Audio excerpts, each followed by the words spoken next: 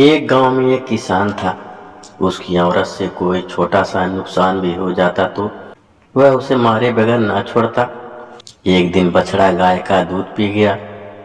इस पर किसान इतना झल्लाया कि औरत को कई लातें जमाई।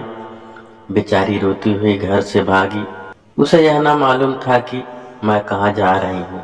वह किसी ऐसी जगह भाग जाना चाहती थी जहाँ उसका शौहर उसे फिर न पा सके। चलते चलते वह जंगल में पहुंच गई। पहले तो वह बहुत डरी कि कोई जानवर न उठा ले जाए, मगर फिर सोचा मुझे क्या डर। जब दुनिया में मेरा कोई अपना नहीं है तो मुझे जीकर क्या करना है। मरकर मुसीबत तो छूट जाएगी। मगर उसे कोई जानवर न मिला और वह रात को एक पेड़ के नीचे सो गई। दूसरे दिन उसने उसी जंगल में एक छोटी सी झोपड़ी बना ली और उसमें रहने लगी। लकड़ी और फूस की कमी थी ही नहीं। दिन भर में झोपड़ी तैयार हो गई। अब वह जंगल में लकड़ियां बटोरती और उन्हें आसपास के गांवों में बेचकर खाने पीने का सामान खरीद लाती। इसी तरह उसके दिन कटने लगे। कुछ दिनों के बाद उस औरत के जुड़वा लड़के पैदा हुए। बच्चों को पालने पोसने में उसका बहुत सा वक्त निकल जाता है और वह मुश्किल से लकड़ियां बटोर पाती। उसे अब रात को भी काम करना पड़ता।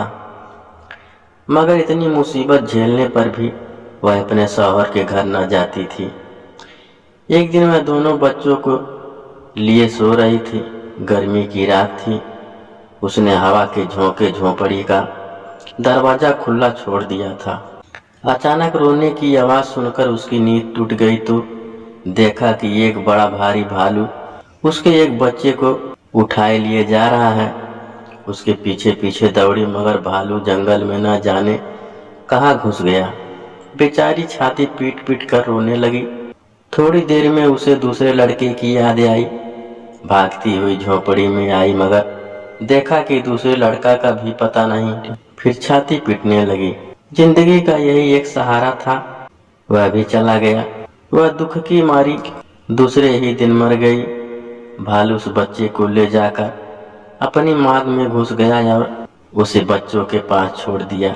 बच्चे को हंसते खेलते देखकर भालू के बच्चों को ना मालूम कैसे उस पर तरस आ गया। पशु भी कभी कभी बालकों पर दया करते हैं। यह लड़का भालू के बच्चे के साथ रहने लगा। उन्हीं के साथ खेलता, उन्हीं के साथ खाता और उन्हीं के साथ रहता। धीरे धीरे वह उन्हीं की तरह चलने फिरने लगा। उसकी सारी आदतें जानवरों की सी हो गई। वह सूरज से आदमी मगर आदतों से भालू था और उन्हीं की बोली बोलता भी था। अब दूसरे लड़के का हाल सुनो। जब उसकी माँ उसके भाई की खोज में चली गई थी तो झोपड़ी में एक नई बात हो गई। एक राजा शिकार खेलने के लिए जंगल में आया था और अपने साथियों से अलग होकर भूखा प्यासा इधर उधर भटक रहा था। अचानक यह झोपड़ी देखी तो दरवाजे पर आकर पुकारने लगा कि जो कोई अंदर हो, मुझे थोड़ा सा पानी पिला दो, मैं बहुत प्यासा हूँ। मगर अब बच्चे के रोने के सिवा उसे कोई जवाब न मिला। तो वह झोपड़ी में घुस गया। तो वह झोपड़ी में घुस आया। देखा कि एक बच्चा पड़ा रो रहा है। वह बाहर निकलकर चिल्लाने लगा कि यहाँ कौन रहता है, जल्दी आओ, तुम्हारा बच्चा अकेला रो रहा है। अब कई बार पुकारने पर भी कोई नहीं आया तो उसने समझ गया कि इस बच्चे की माँ को कोई जानवर उठा ले गया। राजा के कोई लड़का न था। उसने बच्चे को गोद में उठा लिया और घर चला आया। 20 वर्ष बीत गए। किसान का अनाथ बच्चा राजा हो गया। वह बड़ा विद्वान और चतुर निकला। बहादुर भी ऐसा था कि इतनी ही उम्र में उसने अपने बहुत से दुश्मनों को हरा दिया।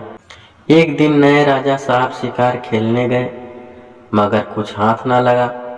निराश होकर घर की ओर लौट आ रहे थे कि इतने में उन्होंने देखा कि एक अद्भुत जानवर एक बड़े हिरन को कंधे पर लादे भागा जा रहा है। उसकी शक्ल बिल्कुल आदमी सी थी। सिर, दाढ़ी, मूछे, बाल इतने बढ़ गए थे कि उसका मुंह करीब बालों से ढक गया था। उसे देखकर राजा ने फौरन घोड़ा रोक लिया और उसे जिंदा पकड़ने की कोशिश करने लगे। वह जानवर हिरन को जमीन पर रखकर राजा की ओर दौड़ा। राजा साहब शिकार खेलने में चतुर थे। उन्होंने तलवार निकाली और दोनों में लड़ाई होने लगी। आखिर वह जानवर जख्मी हो गया। राजा साहब ने उसे अपने घोड़े पर लाद लिया और अपने घर लाए। कुछ दिनों तक तो वह पिंजरे में बंद रखा गया, फिर कभी कभी बाहर निकाला जाने लगा। धीरे धीरे उसकी आदतें बदलने लगी। वह आदमियों की तरह चलने लगा और आदमियों की तरह बोलने भी लगा। उसके बाल काट दिए गए और कपड़े पहना दिए गए। देखने वालों को अचंभा होता था कि इस जंगली आदमी की सूरत राजा साहब से इतनी मिलती है, मगर किसे मालूम था कि वह राजा साहब का जुड़वा भाई है जिसे भालू उठा ले गया था।